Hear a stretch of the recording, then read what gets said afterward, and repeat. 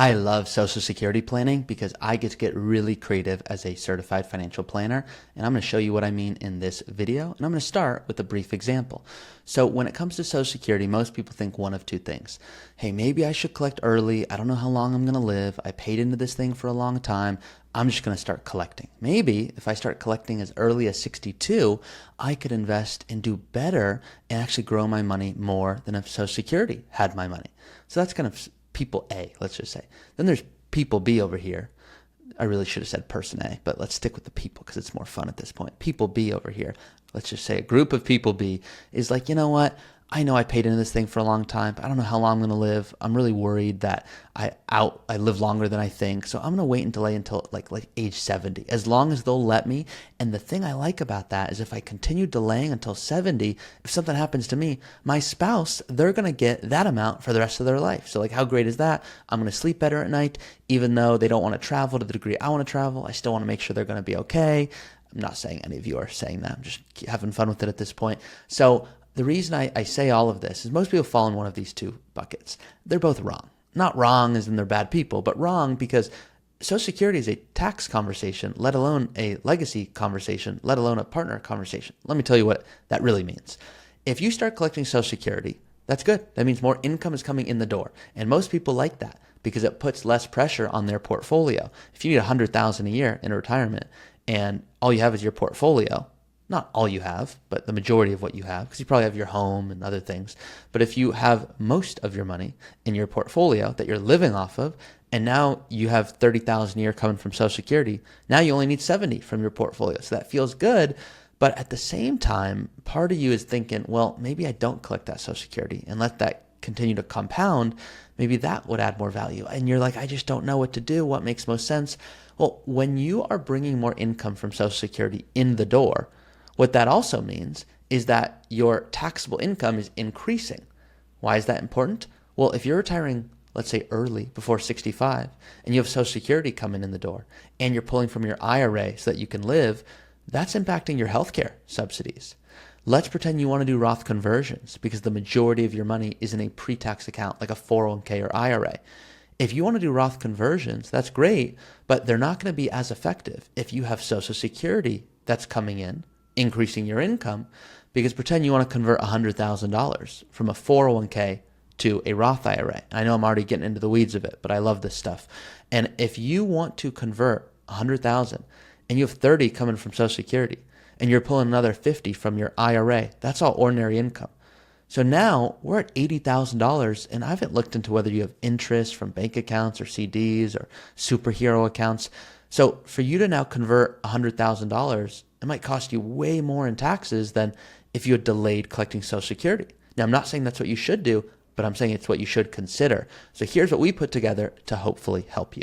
Now, I'm going to show you this guide real quick. I'm not going to go through it and make you guys fall asleep, but you can see here, this says, am I eligible for Social Security benefits as a spouse?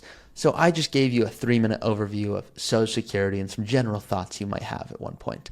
We're going to talk about spousal benefits today. And this is exciting stuff because people make so many mistakes and leave so much money on the table unnecessarily because they're just not well educated on this front. So we're going to go through this, but I want you to know I'm not going to go through everything here. You can do that on your own time, but you can see this chart as well as a case study that I'm going to show you in a second is all available. All these tools, you can use them at your disposal inside my Early Retirement Academy.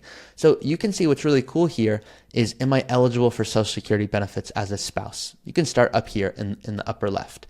If you have a spouse who passed away, well, no, you're not eligible. You can therefore get a survivor benefit, which is a separate video I've made. But let's pretend you're currently married and you have no prior marriages. And your spouse is entitled to Social Security on their work record because they worked. And let's say you're over 62. And let's say that your spouse has filed for benefits on their own record and you've been married for at least 1 year. Yep. Can you collect benefits in your own work history? Well, you certainly can. But let's pretend that you did not work. And we're going to use an example to illustrate this. So I'm going to look at an example here on my screen. This is Heather and Dawn. Now I'm going to go through this in just a second. If you're unaware, my name is Ari Taublieb. I am a certified financial planner. I love this stuff. I'm the host of the Early Retirement Podcast. I'm the Chief Growth Officer here at Root Financial. And then finally, I am a CFP, Certified Financial Planner, and that is not why you should listen to me. How many doctors would you never let touch your body? Probably a lot of them. Now, I am grateful for surgeons because they put me back on the soccer field, which is my true passion, other than financial planning, which sounds weird, but I'm weird like that. And so the reason I'm telling you this is don't listen to me because I'm a CFP. You can see I'm young. I'm not close to retiring, but I will be surprised if you come across someone who loves this stuff more than I do. So with that being said, I hope you watch if you resonate with the style in which I present. So check this out. This is someone, they have $92,000, not someone. It's a couple. They're both 60. Net worth, $2.7 million, $2 million in investments. They own their home worth $800K and a loan of $245,000. Now, they're wondering, how should we optimize Social Security? Well, the first thing you can do is you can use a tool like this.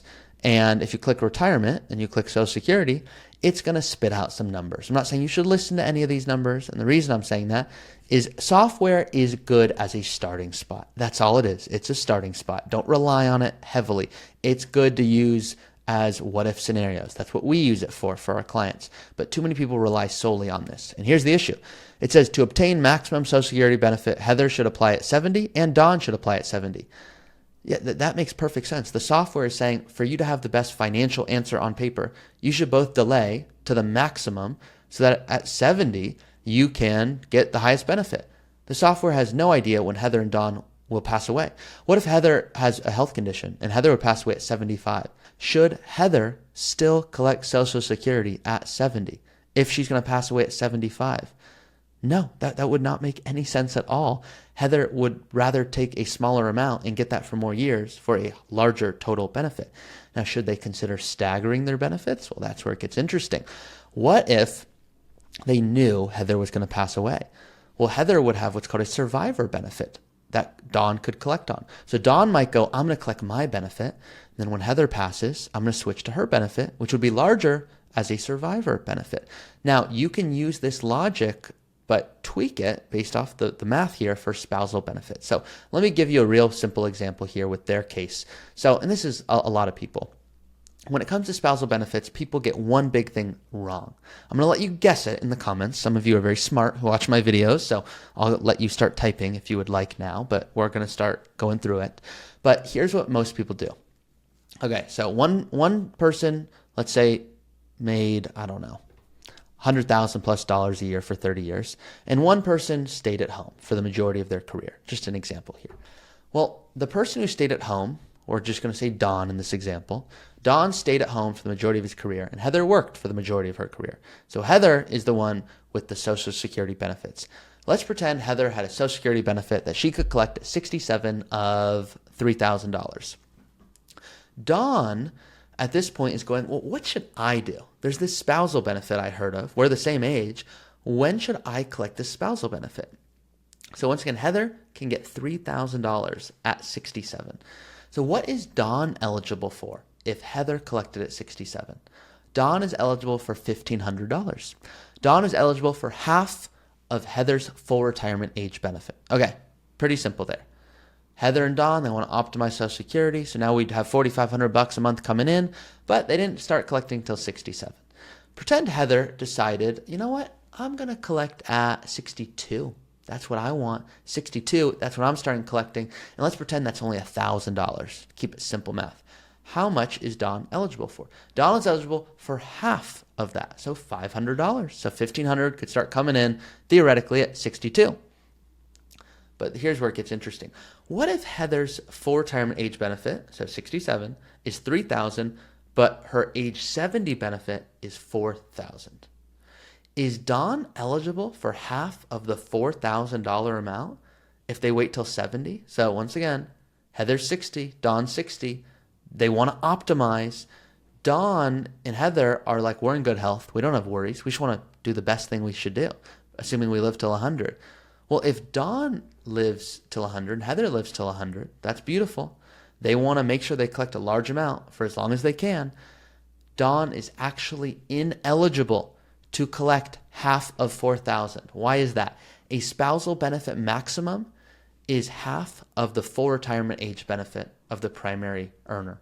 What that means is if Don was like, I'm going to maximize and wait till age 70 to collect half of Heather's $4,000 benefit, how much would he actually end up with?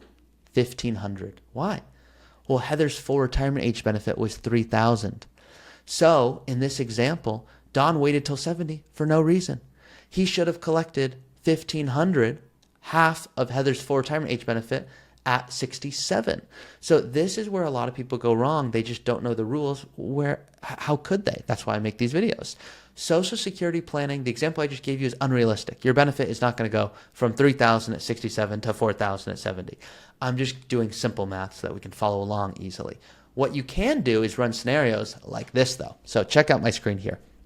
Let's just pretend for a second. Heather and Don, healthy people, 60 years old, financial plan looks good.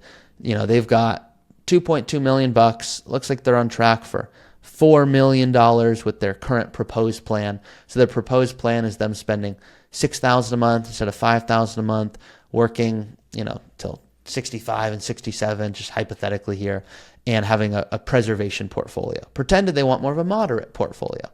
Then their plan's going to look much better because they're invested better. So you could see they're on track for $7 million. They're in a comfortable position. Well, Heather and Don have some decisions to make. The first thing is, we're assuming they live till 90, but let's put some different figures here. Let's go to their profile and let's assume Heather lives, so we assume 95. What if we say 80 for Heather? We're going to save that. And let's say Don's going to live till, if I were with you clients, I have fun questions, I would be doing this. Don lives till 100. Okay. Heather was the primary earner.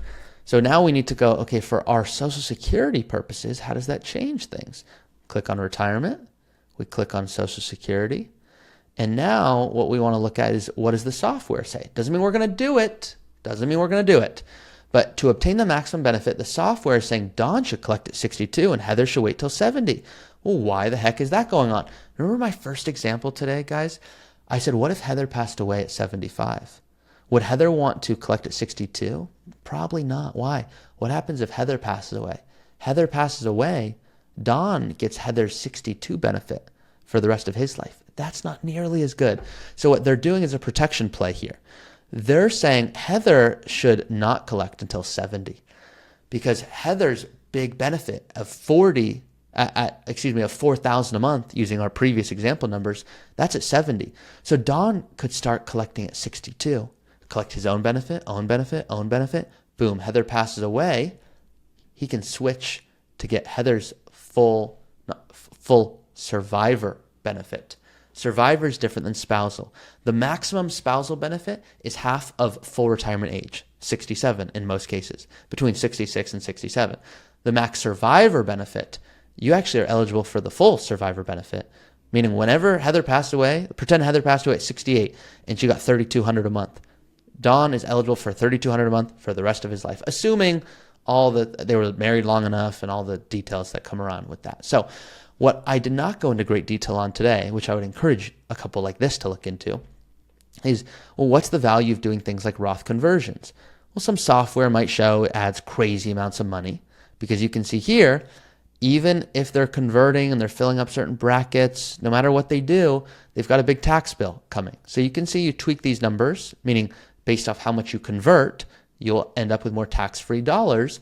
So rather than have $7.5 million more tax-free dollars at the end, what I would do if I was their advisor, I would say, hey guys, you're currently on track for $7 million. Don, do you want to enjoy life more today while you have Heather or when Heather's gone?